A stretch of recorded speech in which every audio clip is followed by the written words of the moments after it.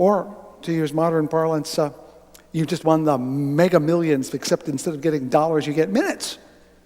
I did the numbers here too. If you won 640 million minutes, remember the mega millions? 600, if it were all minutes, you would live another 1,200 years. That sounds like a lot. Then I calculated Warren Buffett's age in minutes. He has 40-some billion dollars, and if he could spend $1 and get a minute for every dollar, he would live to be 83,809 years old. It's clear that we are much better at creating dollars than minutes. But time, as we all sense, we all know, is the one thing you can't buy more of.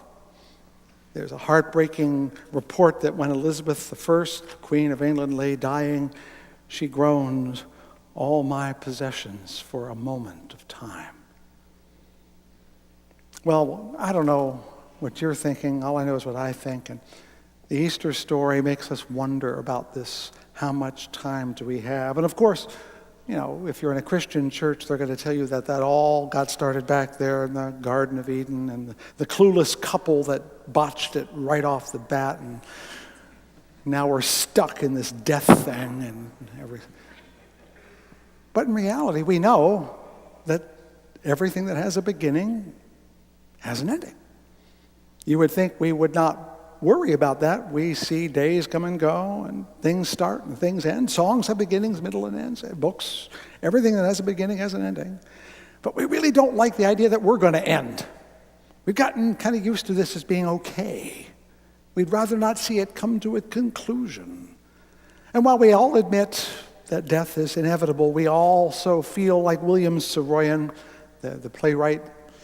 He said wonderfully, he said, "I know that death is inevitable, but I thought an exception might be made in my case." Don't we all think like that? We all live as though it doesn't apply. So we resist this idea. We know it and we resist it, that there's only so much time, and yet we want there to be a permanent amount of time. And sometimes people go and join a religion to buy that ticket or to get that bonus of eternity. And I guess what I'm thinking about today is we're thinking about time all wrong. We got it all backwards. It's not that there's limited amounts of time. There is endless amounts of time. It's just a matter of how you look at it.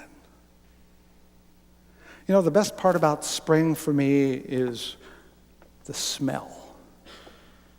And I like seeing the flowers. And I'm not talking about the smell of flowers. They're lovely. You know what I like the smell of? Dirt. Thank you. Beth knows what I mean. Dirt. And for me, when you smell the dirt, I'm 10 years old again, because it means playing in the backyard, doing baseball. It means running around in the woods. And all I have to do is take in that odor, and I'm transported back to my youth. I'll bet you have moments like that, too, that attach to a smell or a sound or a place. There's a moment or something that will take you right back to where you were, and suddenly Kurt Vonnegut is not lying. What I mean is, if you know Slaughterhouse-Five, his character, Billy Pilgrim, is unstuck in time. He wanders from his present to his future to his past, back and forth, as though it were magical. But it isn't magical. It happens to us all the time. How often, somewhere in your life, have you found yourself railing in anger, not at the person who said the thing, but at the person you're thinking of when they said the thing? How many times have you told off your mother when your wife was in front of you?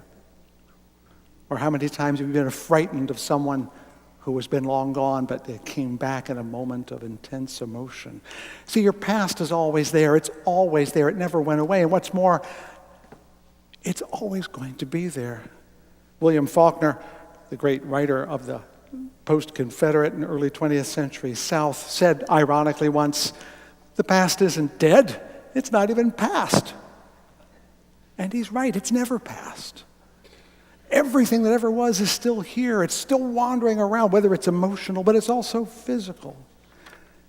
Now, I'm not just being emotional here, and I'm not just being cerebral or speculative.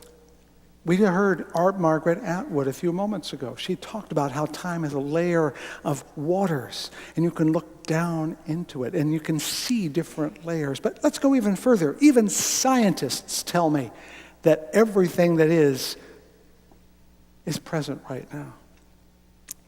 Stephen Hawking, probably the preeminent voice in physics, writes, "Quantum theory introduces a new idea."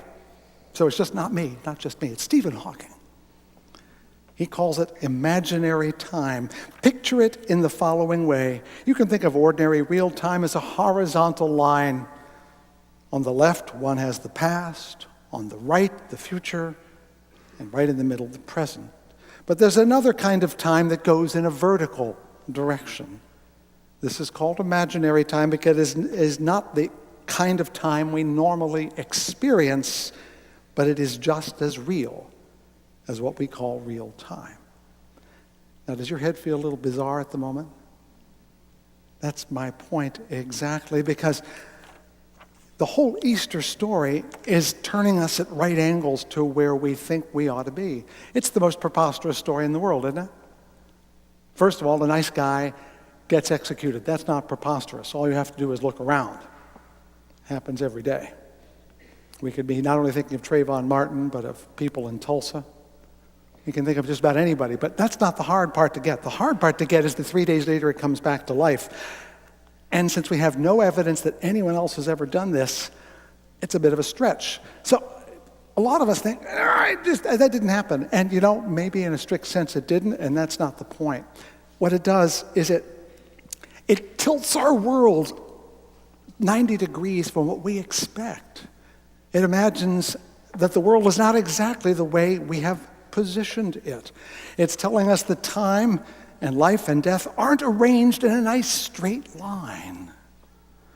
And that's what I want you to ponder for a moment, because we want to push that Easter thing aside and say it didn't happen, or that it's all about bunnies and chickens and all the ice and the candy part. We like that part.